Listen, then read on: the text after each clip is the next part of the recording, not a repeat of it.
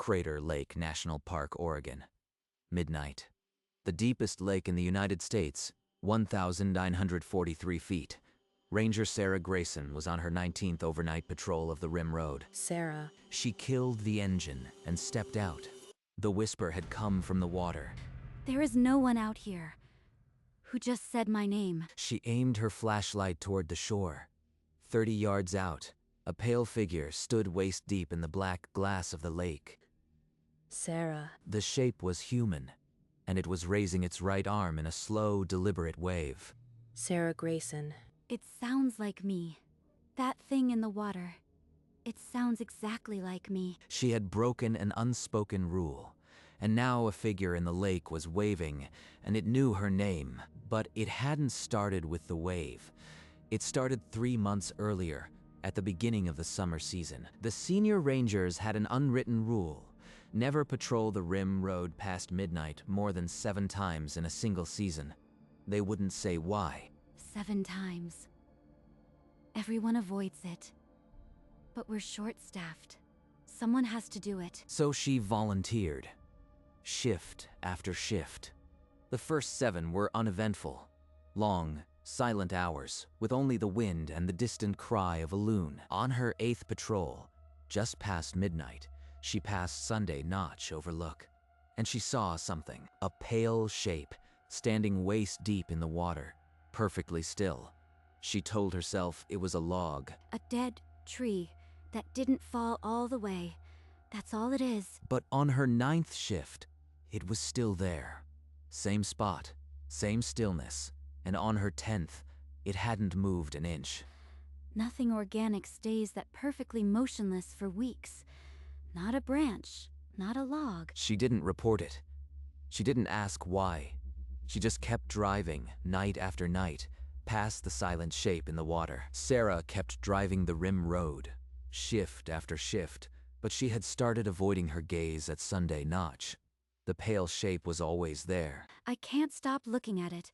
I have to know what it is. On her 12th patrol, she pulled over at the Overlook, got out, and raised her binoculars. The shape was undeniably humanoid. Shoulders, a torso, the suggestion of a head, and it wasn't facing away. It was facing her. That's not a dead tree. That's a person, but it never moves. It just stands there. The next morning, she mentioned it to another ranger at the station. Have you ever seen something in the water at Sunday Notch? Like a figure? The other ranger went still.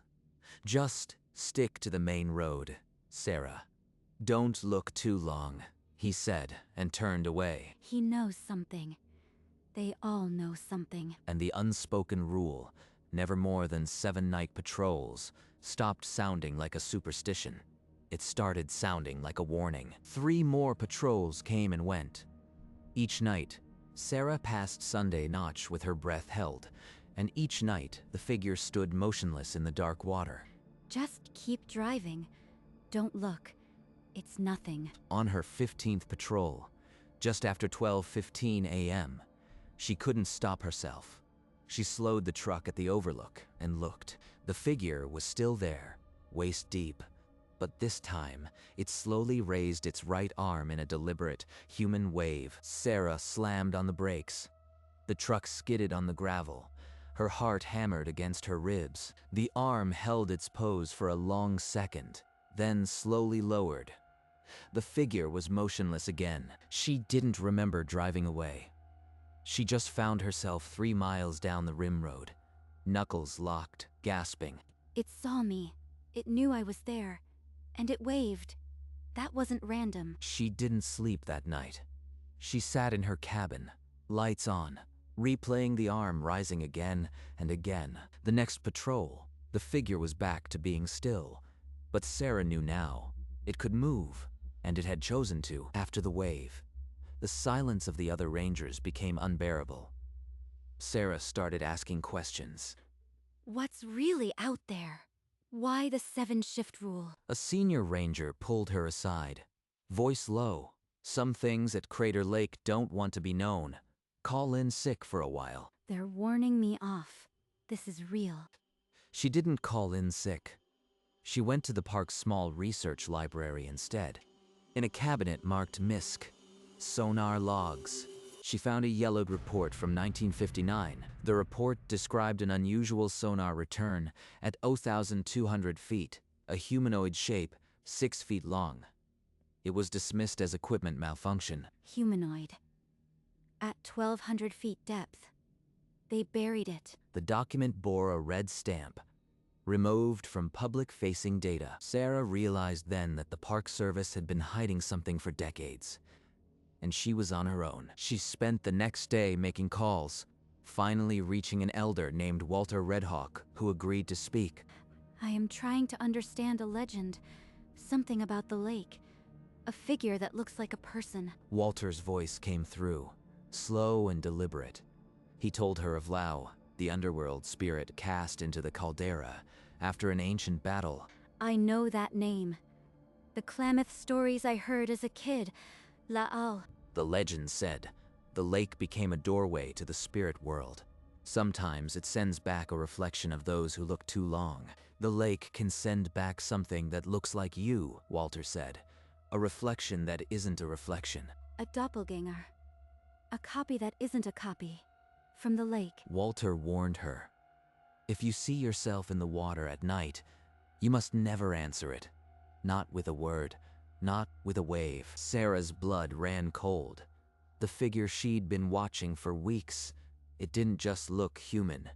It looked like her. All those nights, I stared right into my own face. On her 18th overnight patrol, she drove the rim road with the window down, the cold air stinging her eyes. She would not look at Sunday Notch. Sarah. She punched the gas pedal. The truck surged forward. She didn't look back. At the station, she collapsed onto her bunk, trembling, replaying the whisper that had come from the lake. Exhaustion eventually won. She fell into a thin, feverish sleep, and in her dream, she was standing at Sunday Notch Overlook, staring out at the water. The pale figure was no longer in the lake. It stood directly beneath her window, arm raised in a slow, patient wave. It never moved from that spot. It just stood there, held its arm up, and waited. She woke up gasping, her cabin dark, the window empty. But she knew it had been there. It's learned me now. It can call my name. On the morning of her 19th overnight patrol, Sarah called the station to report sick. There was no one to cover. She was told to report. She drove the rim road with her high beams cutting through the dark. At Sunday Notch, the figure was only 30 yards offshore. It waved the moment her lights hit it. Sarah Grayson. You know the rule. She didn't slow down. She turned the truck around at the next scenic pullout and sped straight toward the ranger quarters. She left the truck running outside Patrick's quarters and pounded on the door with both fists. The door swung open. Patrick stood in the doorway, his expression grim and unsurprised. It's out there, Patrick. It speaks now. It knows my name. Patrick didn't answer. He just stepped aside and gestured for her to follow. She followed him through the darkened station to a back room she had never entered. He pulled a key from his pocket and unlocked a heavy wooden door she had never noticed before. Inside, the archive room was cold and still. The air was thick with the scent of old paper and dust. Patrick walked to the corner shelf and lifted down a hand-bound book. Its leather cover was worn smooth by decades of use. He opened it on the table. The first entry was from a ranger named Evelyn, dated 1923. She has been standing there for 3 nights now. A pale woman in the water, waving. And tonight, she called my name. Evelyn saw the same thing. Her own face in the water. And it called her name. Patrick turned the pages. Entry after entry, spanning decades, described the same figure, identical to each ranger. Every one of them broke the 7-shift rule. Every one of them saw themselves out there. All of them. The figure isn't just a copy. It's me. Now you see, it's not just a monster out there. It's you. It wears your face and speaks with your voice. Sarah's hands began to tremble as she stared at the book. The room felt like it was closing in around her. Patrick's voice was hollow as he recounted the statistics of the broken rule. Of the 47 rangers in this book, 39 left the National Park Service immediately after their experiences. They never returned. 6 transferred to other parks. They were fine. No more sightings, no more voices. The figure didn't follow them. He paused at 2 entries held together with a faded black ribbon. The names were Hollis, 1941, and Deegan, 1978. Deegan's entry ended mid-sentence. It does not stop. It comes closer every night. I understand now. The rest of the page was blank. No signature, no final period. They didn't transfer. They stayed. And the book just stops. What happened to them? We never found their bodies. But sometimes on quiet nights, you can see 3 figures standing out there. Not one. 3. The 2 who stayed, and maybe their copies. How many will there be after me? The weight of the book pressed down on her. She was now number 48, and the figure was already waving for her. Patrick slowly closed the hand-bound book, the sound echoing in the silent archive room. You have 2 options. Transfer out of Crater Lake by Monday, or stay and accept that the figure will never stop. It will keep approaching, keep calling, until one night you walk into the water and never come out. Like Hollis, like Deegan. He reached into a desk drawer and pulled out a transfer request form, already filled out with her name and details. He slid the form across the table toward her, his hand steady. I've seen too many good rangers lost. Don't be one. Don't let it claim you, Sarah. Sarah stared at the form, the weight of 6 years in this park, crashing against her will to survive. Her fingers hovered over the paper. This is where I belong. What will I be without this place? What will I be if I stay? But the figure is out there right now, in my shape, waiting. The silence stretched between them, heavy with the unspoken truth that either choice would cost her something she could never get back. Sarah retreated to her cabin, the transfer form still clutched in her hand. She stood at the window, the lake a black mirror under the moon. 6 years of my life in this park. I know every trail, every sound of the wind. The lake has always been my refuge. Then, in the glass, she saw it, a pale figure standing directly behind her, inside the cabin. She spun around, heart hammering, nothing. The room was empty, but the air had turned icy cold. It's no longer just out in the lake. It followed me here. Her hands trembled as she picked up a pen from the table.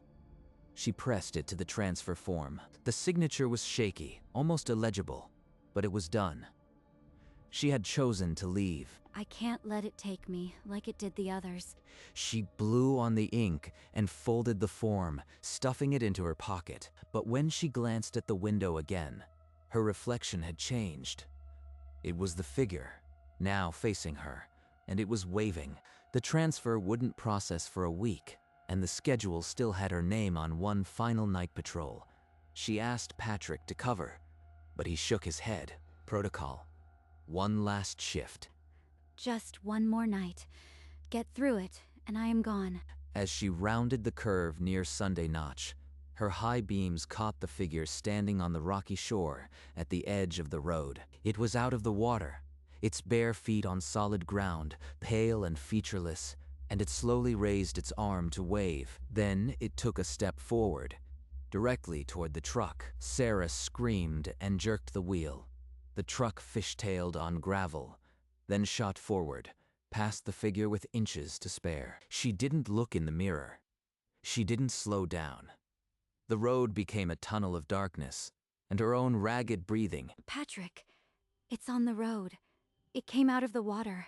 It's walking. Don't stop until you are clear of the park, Sarah.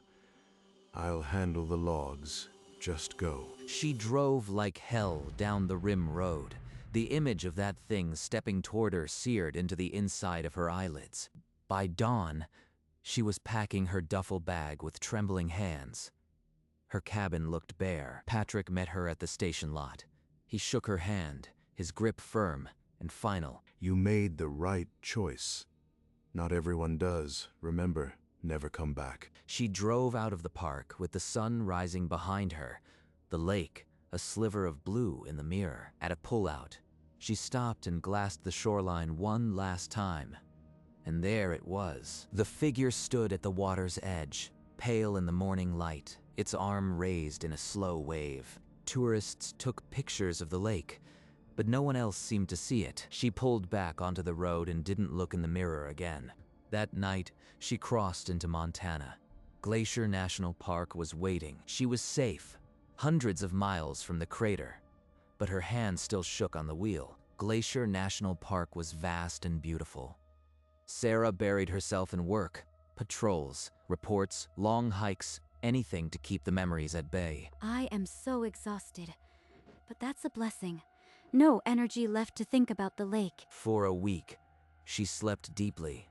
No dreams, no voices, just the mountain silence. But on the 8th night, the dream came.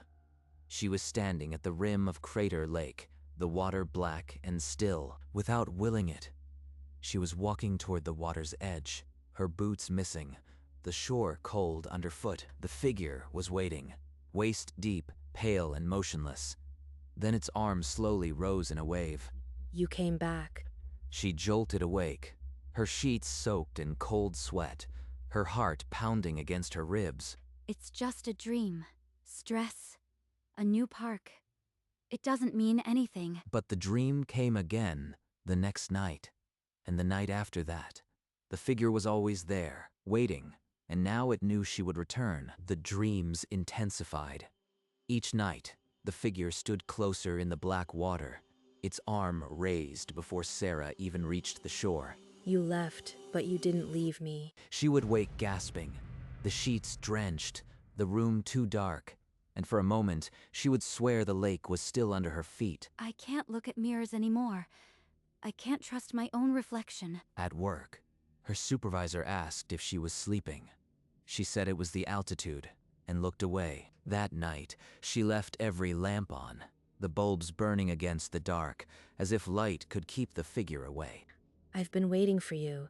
One day you'll stop running. She sat up in the gray dawn, staring at the empty doorway, her own right arm twitching as if wanting to wave back. The cycle had begun, and there was no waking from it. 12 years passed in a blur of patrols and sleepless nights.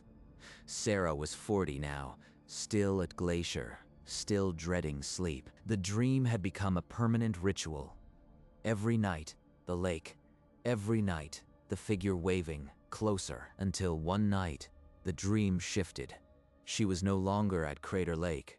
She was in her own bedroom at Glacier. In the dream, she sat up and stared at the doorway. The pale figure stood there, arm raised, silent. It's time. She tore herself awake, gasping, the bedroom dark and silent. The sheets were soaked, the doorway gaped empty. But the air was wrong, cold, dense, like the pressure before a thunderstorm. It wasn't a dream. It was here, in my room. She turned on every lamp, flooded the room with light, and sat rigid against the headboard, watching the door, until dawn bled gray through the curtains. The figure had crossed a boundary it had never crossed before. Sarah understood with cold clarity. There was no escape. The next night, Sarah refused to sleep. She dragged a wooden chair to the center of the room and sat facing the door. She kept the maglite in her lap, the beam off. The only light came from a small lamp, pushing shadows into the corners. At 3 a.m., the room turned ice cold. Her breath misted in the air. The door, which she had pulled shut, swung slowly open. The figure stood in the doorway, pale and featureless. Its right arm rose in a slow, deliberate wave. Not a dream. Not a dream. It's standing right there. She screamed and lunged for the lamp, knocking it to the floor as the bulb flared bright. The doorway was empty. The cold was gone. Only the echo of her scream hung in the still air. She didn't sleep for 3 days. She kept every light in the cabin burning and still watched the door. The figure had crossed over. It was no longer content to haunt her sleep. It wanted her awake. She understood now. The transfer had not saved her. It had only delayed the inevitable. The figure would keep waving until she finally waved back. After that night, the figure was everywhere. In the window over the sink, in the rearview mirror of her truck, in the glass of the framed photo on her desk. No matter how fast I move, it's there, watching, waving. Her colleagues exchanged glances, but said nothing. She stopped showing up to group briefings, stopped answering knocks at her door. One evening, she found herself walking to a small glacial lake near her cabin, the water black as ink under the twilight. There, waist deep in the still water, stood the figure, pale, motionless, its right arm already raised. This isn't a reflection, it's real. It followed me across miles and years. What do you want from me? The figure gave no answer. It just kept waving, the motion slow and patient, as if it had all the time in the world. It doesn't want to hurt me. It just wants me to come. She turned and walked back to her cabin, but the sight of the figure standing in that alpine lake burned into her, a promise that it would wait forever. Sarah returned to her cabin and sat on the edge of the bed. The transfer had saved her body, but not the rest. I know it will come tonight. It always does. And it did. The door swung open without a sound, and the pale figure stood in the doorway, arm already raised in its slow wave. Sarah didn't scream. She just watched the arm move back and forth, the gesture now familiar as breathing. Night after night, the ritual repeated. It never spoke now. It only stood and waved, an invitation with no deadline. And then Sarah noticed her own right arm twitching on the blanket, fingers curling as if they wanted to rise and wave back. Part of me wants to answer. The gesture feels mine. She didn't fight it anymore. She had stopped leaving the lights on. The dark and the figure were simply part of her room now. She would sit in the growing dark, waiting for the door to swing open, not with fear, but with a dull, exhausted patience. She understood at last. The figure didn't want to harm her. It wanted her to stop running. And one day, she knew, she would. One night, the figure was at the foot of the bed. So close, Sarah could feel the cold radiating from it. Sarah's own right arm rose. Not twitching this time, but deliberate. An exact mirror of the figure's patient wave. The figure's wave slowed, then stilled. It stood motionless for a long moment, as if in recognition. Then it was gone. The room was empty. Sarah sat in the silence, her arm still raised, tears cutting clean lines down her face. The following spring, a new ranger at Crater Lake reported seeing a figure waist deep in the water at dawn. It wore an NPS hat and a familiar green parka. It raised its right hand and waved slowly at the rim road. Patrick stood at the rim and watched through binoculars. He didn't need to see the face to know. He lowered the binoculars and walked away. On the railing, a single ranger hat hung abandoned, fluttering in the cold morning breeze. And out on the glassy water, the figure kept waving. It never stopped. It never would. In the archive room, the hand-bound book lay open on the table. A new entry had been added, in ink still fresh. Sarah Grayson, number 48. She stopped running. Crater Lake holds its secrets under the full moon. The water is black glass. A pale figure stands waist deep, motionless. Its right arm rises in a slow wave. It doesn't stop. It doesn't rest. The wave is the same at midnight as it is at dawn. On the rim railing, an NPS hat and a maglite hang together. Abandoned, the lake remembers every ranger who broke the rule. Their names are in the water, and the figure keeps waving. Not to anyone. Not for anything. Just because that's what it does. If you work the rim road past midnight, if you look too long, you might see it. And if you see it, you must never answer. Not with a word. not with a wave, because it never stops waving, and it never forgets your name.